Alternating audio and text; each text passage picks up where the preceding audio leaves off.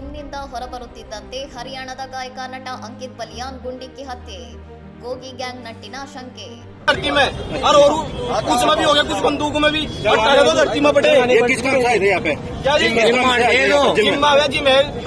ಉತ್ತರ ಪ್ರದೇಶದ ಶಾಮ್ಲಿ ಜಿಲ್ಲೆಯಲ್ಲಿ ಜಿಮ್ನಿಂದ ಹೊರಬರುತ್ತಿದ್ದ ಜನಪ್ರಿಯ ಹರಿಯಾಣದ ಗಾಯಕ ಹಾಗೂ ನಟ ಅಂಕಿತ್ ಬಲಿಯಾನ್ ಅವರನ್ನು ಬುಧವಾರ ಸಂಜೆ 4 ದುಷ್ಕರ್ಮಿಗಳ ತಂಡ ಗುಂಡಿಕ್ಕಿ ಬರ್ಬರವಾಗಿ ಹತ್ಯೆ ಮಾಡಿದೆ.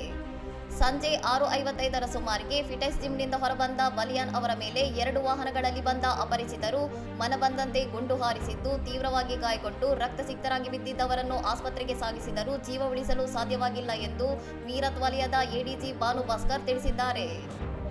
अभी एक हमारे 112 पे कॉल गई थी, इसमें जानकारी हुई थी एक अंकित बालियान जो बंदीखड़ा मूल निवासी है, वो जिम करने आते थे यहाँ पे.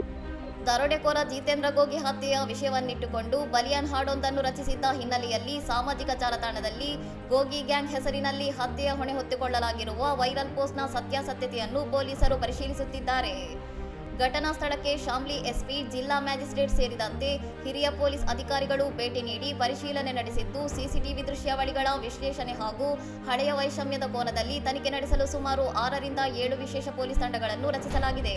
ಪ್ರಕರಣದ ತನಿಖೆಯನ್ನು ಚುರುಕುಗೊಳಿಸಿರುವ ಪೊಲೀಸರ ವಿಶೇಷ ತಂಡವೊಂದು ಹರಿಯಾಣಕ್ಕೆ ತೆರಳಿದ್ದು, ತಾಂತ್ರಿಕ ಸಾಕ್ಷ್ಯಗಳ ಆಧಾರದ ಮೇಲೆ ಶೀಘ್ರದಲ್ಲೇ ಆರೋಪಿಗಳನ್ನು ಬಂಧಿಸಲಾಗುವುದು ಎಂದು ಹಿರಿಯ ಅಧಿಕಾರಿಗಳು ವಿಶ್ವಾಸ ವ್ಯಕ್ತಪಡಿಸಿದ್ದಾರೆ.